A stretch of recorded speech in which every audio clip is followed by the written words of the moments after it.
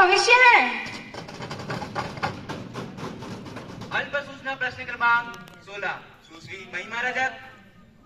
माननीय अध्यक्ष महोदय, मैं आपके माध्यम से सरकार से पूछना चाहती हूँ कि देश में लगातार बढ़ते प्रदूषण से निपटने के लिए सरकार सिर्फ घोषणाएं करेगी या कुछ काम भी करेगी? स्वच्छता शेष लगाकर आखिर उसका उपयोग कब करेगी? मैं जनता के मन के उद्गार कुछ पंक्तियों के माध्यम से सरकार को निवेदन करती हूँ कि धरा पे चंदा की चांदनी और गगन पे तारा नहीं मिलेगा, कदर जो कुदरत की ना हुई तो कोई नजारा नहीं मिलेगा। हवाओं ने लिखी जिंदगानी हमारी सांसें ये कह रही हैं, कहीं नजारा नहीं मिलेगा। हरा भरा ना हो ये जहां तो कहीं गुजारा नहीं मिलेगा। कृपया आप अपने प्रश्न पे आइए। बस 2 मिनट महोदय जी। वायु के घुल रहे जहर से देश की राजधानी शामिल भारत के 45 शहर बुरी तरह से जूझ रहे हैं। दिल्ली तो गैस चैम्बर बन चुकी है। क्या पर्यावरण मंत्री पिछली सरकार के किए गए कार्यों का उद्घाटन समारोह में केवल फीता काटने जाएंगे या कुछ काम भी करेंगे? कचरे के निस्तारण के लिए कुछ होगा या केवल फोटो सेशन होगा? माननीय अध्यक्ष महोदय, देश की जनता चीख चीख कर आज की सरकार से प्रश्न कर रही है, आखिर इसका अंत होगा या इस विषघुले जगत से ही स्वर्गवास होगा? किंतु सरकार ने तो मौन धारण कर लिया है, निशब्द है, निशब्द। माननीय पर्यावरण मंत्री सुश्री माधवी रजक। अध्यक्ष महोदय, मैं आपके माध्यम से सदन को यह जानकारी देना चाहूंगी कि हमारी भारत सरकार की पुरातन परंपरा रही है कि हम प्रगति को अपनी देवी तो पेड़ पौधों को अपना देवता मानते हैं। यहाँ की गंगा हमारे लिए माता का रूप है। विपक्ष का लगाया हुआ यह आरोप निराधार है कि 35 शहर प्रदूषण से जूझ रहे हैं। मैं विपक्ष को यह जानकारी देना चाहूंगी कि हमारी सरकार के स्वच्छ भारत मिशन के तहत पूरे देश को साफ करने का जिम्मा उठाया है और जिसका मुख्य उद्देश्य यही है, स्वच्छता का दीप जलाएंगे, चारों ओर उजाला फैलाएंगे। बस अब विपक्ष के मन को साफ करना बाकी रह गया है। Any supplementary? तारांकित प्रश्न क्रमांक 617 दूसरी आयुषी तिवारी। माननीय अध्यक्ष महोदय, मैं आपके माध्यम से सरकार से कुछ कहना चाहूंगी। सरकार का जो नया नया नारा है कि आत्मनिर्भर बनो, तो सरकार क्या अब इसके लिए देश के युवा जो कि देश का भविष्य होते हैं उन्हें आत्मनिर्भर बनने के लिए पकौड़े तलना सिखाएगी? नौकरियां छीनने के बाद सरकार अब लोगों के उद्योग धंधे भी नष्ट करने को आतुर है। पिछले दिनों लागू जीएसटी ने व्यापारियों को बर्बाद तो किया ही है, अब सरकार का अगला निशाना है छोटे उद्योग, जो कि कोरोना में असफल प्रबंधन के कारण और निष्प्राण कर दिए गए हैं। तो मैं माननीय उद्योग मंत्री से पूछना चाहूंगी कि वो उद्योगों को बढ़ाने के लिए कुछ कर भी रहे हैं या नहीं?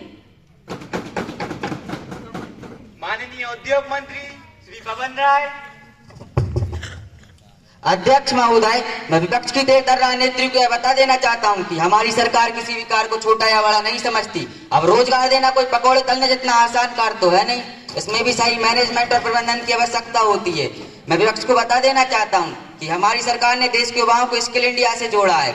मैं स्किल इंडिया के बारे में बता दूं, यह हमारी सरकार का एक इनिशिएटिव प्रोग्राम है जो कि 2015 में हमने लागू किया था।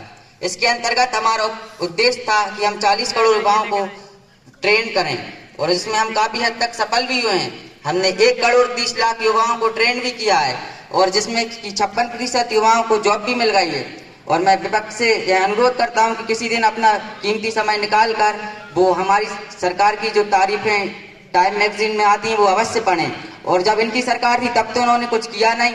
मैं 2 पंक्तियों के माध्यम से इनकी सरकार के कार्यों का बखान करना चाहता हूं कि मैंने बहुत ढूंढा नहीं दिखाई दिया देश का विकास और बेरोजगार खेल रहे थे स्मार्टफोन पर ताश।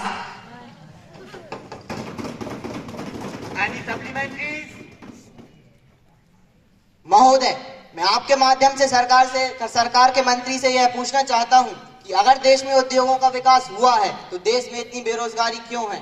2021 के ताजा आंकड़ों के मुताबिक 53 मिलियन युवा बेरोजगार हैं।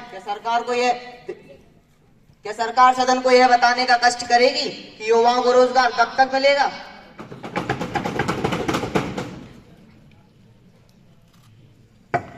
अध्यक्ष महोदय, विपक्ष का यह आरोप निराधार है।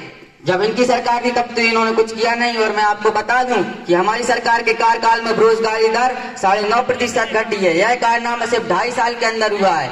मैं आपको यह भी बता दूं कि हमारी सरकार के कार्यकाल में मनरेगा की राशि 73,000 करोड़ से बढ़ाकर 99,000 करोड़ कर दी गई है, और हमने अपना मैन्युफैक्चरिंग सेक्टर में बजट भी बढ़ाया है। और मैं आपको बता दूं, जिस तरह इंसान के हुनर को कोई छीन नहीं सकता और समंदर में मोती बीन नहीं सकता, उसी प्रकार स्किल्ड पर्सन की कोई जॉब उसके हक से नहीं छीन सकता। प्रश्न क्रमांक 702 श्री आयुष चौक से। माननीय अध्यक्ष महोदय, हमारे देश की जनसंख्या 136 करोड़ के लगभग है। उनमें प्रतिभा की कोई कमी नहीं है। यह सत्य है कि सरकार प्रतिवर्ष खेलों पर करोड़ों रुपए खर्च कर रही है, लेकिन सरकार का पूरा दान कुछ इक्का दुक्का चुनिंदा खेलों तक ही सीमित दिखाई देता है। ऐसे खिलाड़ी जो विभिन्न खेलों में अंतर्राष्ट्रीय राष्ट्रीय पदक प्राप्त कर चुके हैं, आज मूलभूत सुविधाओं को भी तरस रहे हैं। मेरा प्रश्न सरकार से सीधा यह है कि आखिर ऐसी अनदेखी क्यों की जा रही है ऐसे खिलाड़ियों की? माननीय खेल मंत्री सुश्री सलोनी रघुवंशी। माननीय अध्यक्ष महोदय, मैं आपके माध्यम से विपक्ष को यह बताना चाहती हूँ कि इस वर्ष हमारे सभी खेलों के खिलाड़ियों ने, चाहे तो वह क्रिकेट के खिलाड़ी हो या ओलंपिक के एथलीट हो, सभी ने भारत के लिए जीत दर्ज की है। हमारे देश की